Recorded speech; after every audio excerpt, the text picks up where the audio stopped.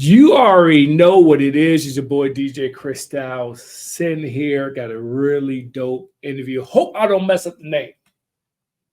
Angeline Walsh. Did I get that right? No. No. All wrong. Okay. It's Angeline, and Angeline. that like Caroline or Angeline. Madeline. Listen, Yeah. I said it all wrong. It's okay. Screwed it up. Go ahead, introduce yourself, because I screwed it all up. Yeah, my name is Angeline Walsh. Yeah. She's in the building. Creator, writer, the Coroners Assistant. Yes. Right. Yes. And I'm excited because you're from Cleveland, Ohio. Mm-hmm. And I think that the dope part about this is you actually got nominated for a prestigious award, HCA TV Awards, correct? Yes. Yes. That is so dope. Like, how did you feel when you got that? I actually laughed because I thought it was so funny to see my name listed alongside people who have been working in the industry for decades. Right. It was just so weird to me. Right. So you tell me, we're talking off camera, that you took you 5 years to do this. Yes. Okay, let's go back 5 years. Yes. Let's go back to that day. That is probably pre that 5 years. So let's go 3 years before. Let's go back 8 years ago. So I figured that's probably when the concept came. Yeah. So I did. I started writing the show January of 2017. Mm-hmm. So yeah, like I was 6 7 years. I was cool. Mm-hmm.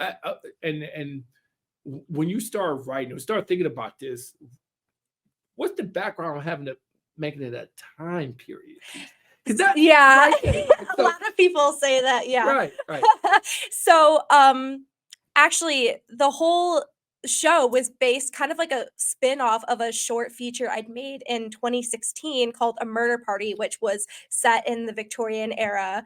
And that was just a silly little film that I made, and I had to cut out a bunch of scenes starring Cedric Gagel, who played a character just called the Coroner's Assistant. Mm-hmm. And so for some reason, my mind was stuck on that character. I really liked him, but we just didn't have time to film a lot of his scenes. So I reached out to Cedric and I said, hey, how would you feel if I wrote a short film starring your character? And he was really into it. So I started to write a short film with that character in mind. And then as soon as I started writing it, I just knew immediately it was not going to be contained in a short film. It was going to be a longer form series. So yeah, I mean, and for the historical, I mean, I'm a history nerd. Love the Victorian era. It's just a time period I really resonate with artistically, and yeah, that's all there is to that. That's dope. I watched a little bit of it from the. I think the fascinating thing about it, you told me you filmed it here in Cleveland. Yes. It does it. So you actually not only is nominated for one of the best streaming shows. Was it a wardrobe too? Yes. Best writing in a streaming comedy series and best period costumes. Wow. And it looked like it.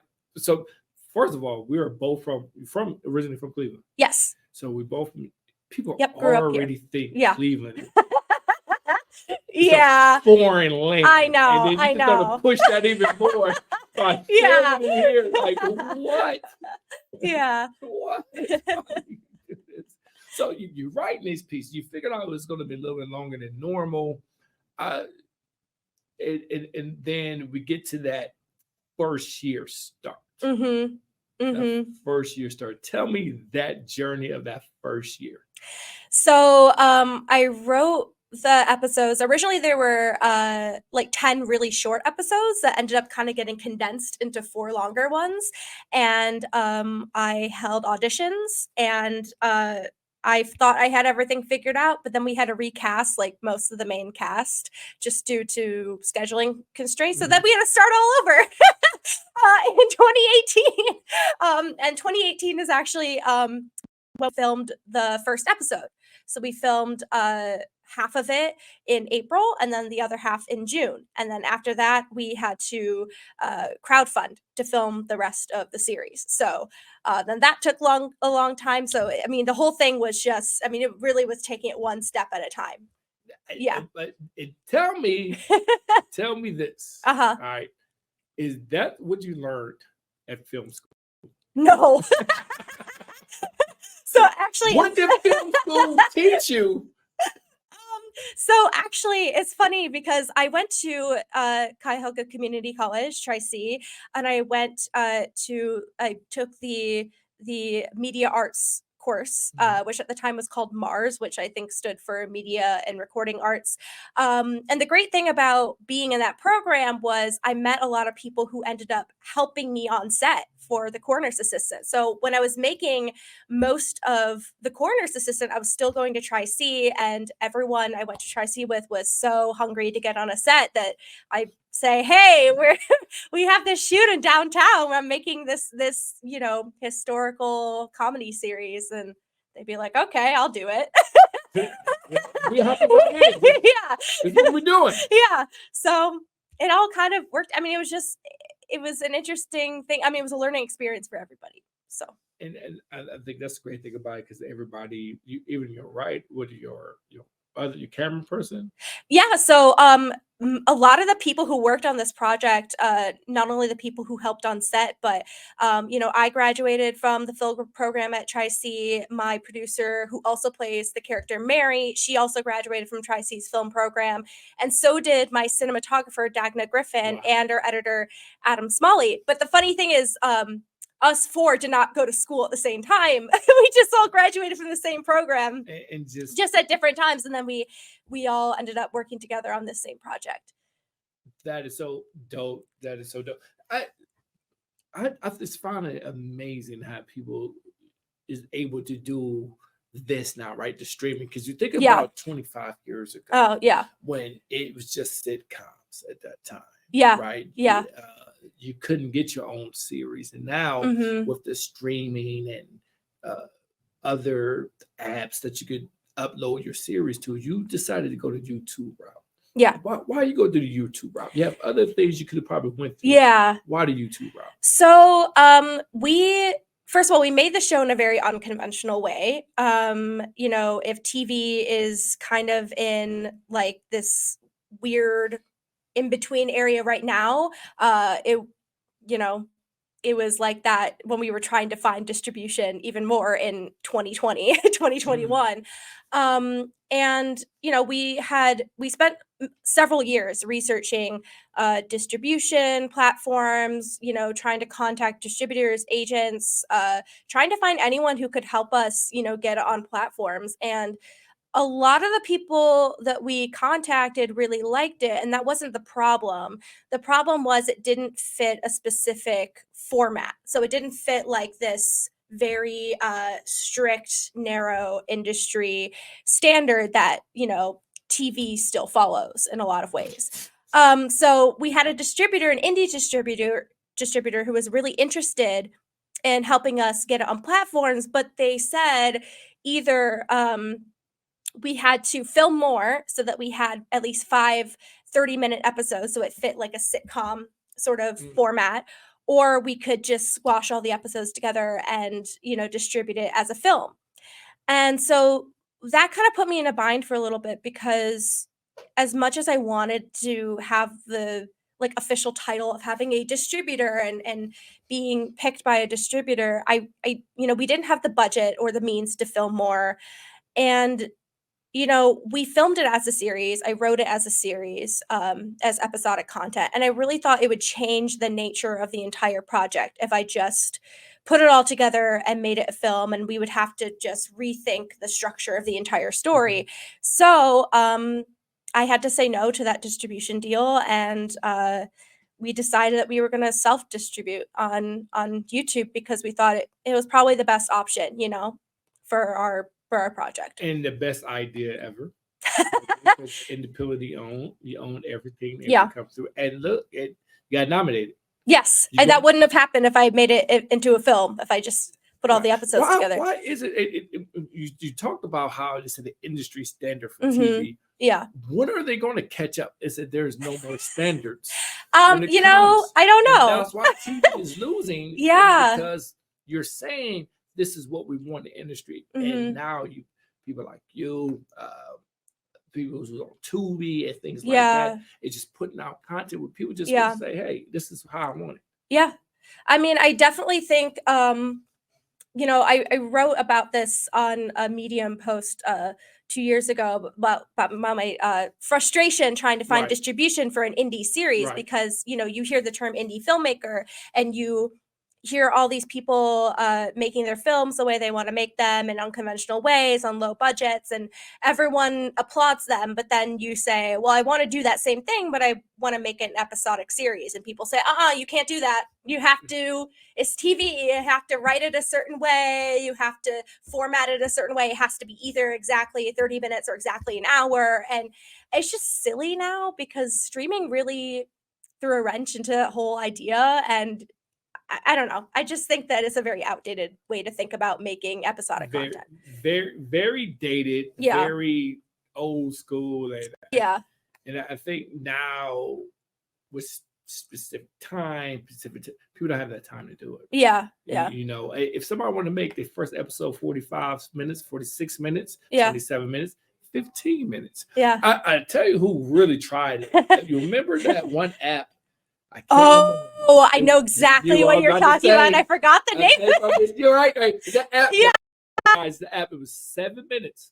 Yeah. Shows. Yeah. Now, crazy thing about it, it was a show on there that was actually really good. I think it was some cop show, but the episode was only 7 minutes and it failed. It was. What was the name of that? I can't even remember. Something with the B, like Bites or something like that. I don't know. I can't remember. I know exactly what you're talking about. That so much. Yeah. And I think. And you could only watch it vertically. You couldn't watch it horizontally. Yeah. They charged so much money for it for the subscription. And it tanked. And do it for free. Yeah, they had half a good idea. The 7 minutes was a great idea because you think about it, 7 minutes, the attention span of people is about 5 to 7 minutes. You get it?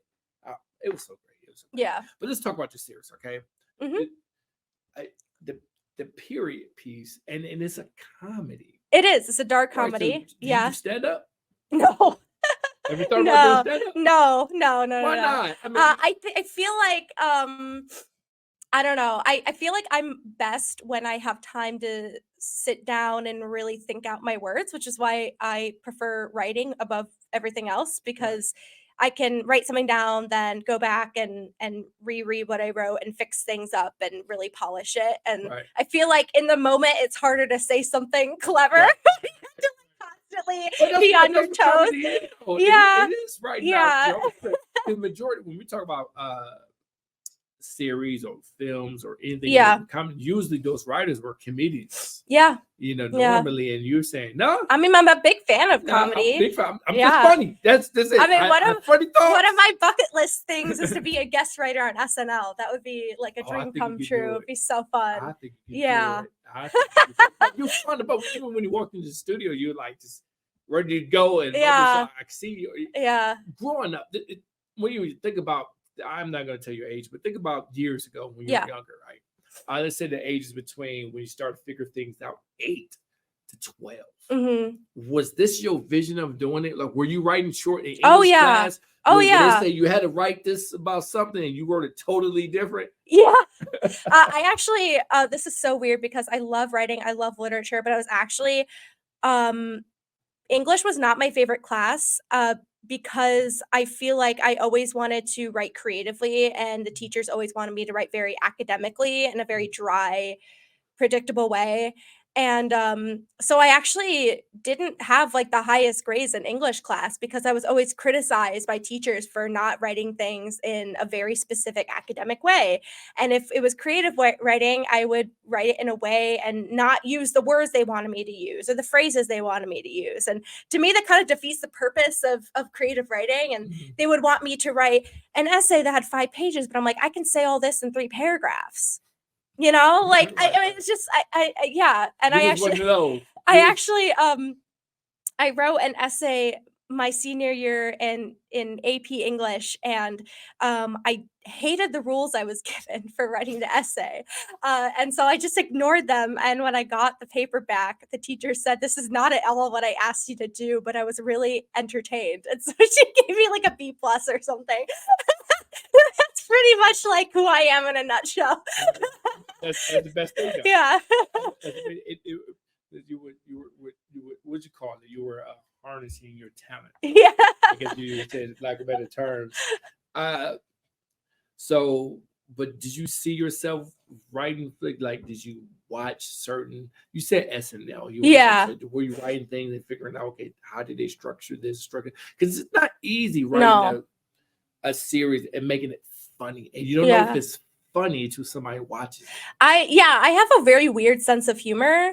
And I feel like setting the show in Victorian England sort of was something like an upside for the series, because I've been told that my writing has sort of a British humor, like very dry, I guess.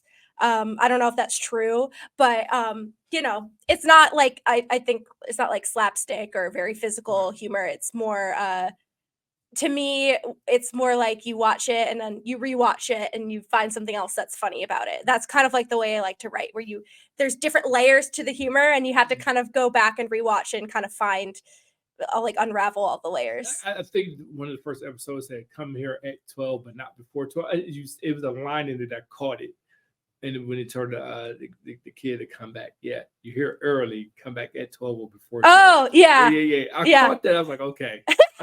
Yeah. I see what you did there. Yeah. Pay attention. Yeah.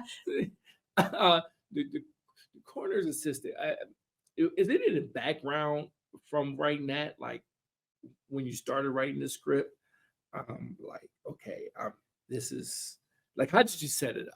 I guess what was the set about it? Don't give out all your nuggets. But how did you sit down and, like, start writing it? You want to know my secret? No, I don't want all the secrets. No, my secret is I don't outline. I literally just started writing it, and that's my favorite way to start writing a project. Is just go in completely cold. Hold up. So you actually listened to your English teacher. Remember, the English teacher did say, at least mine said, "Hey, just start writing." Oh, mine didn't. Mine were always very much about structure, and you have to write things a certain way and so plan it out. But yeah, I just my favorite way to write is to just jump right into the story and let the characters tell the story first, and then let it sit for a little bit, and then come back and then flesh it out, polish it, add the other details. But I think for me, character always comes first. And so the best way for that to happen for me is to just let the characters speak to each other. When I first started writing the first episode of The Coroners Assistant, all I had in my head was an image of James on the doorstep and Oliver opening the door.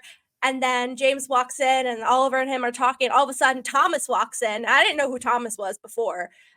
He just walked in and started talking, and I had to figure out who that character was. And that's sort of how that came about. Crazy. Look, I love it. I think that's awesome, and everything that you're doing. So fast forward when you released it. Yeah. What was the anticipation and wait for that?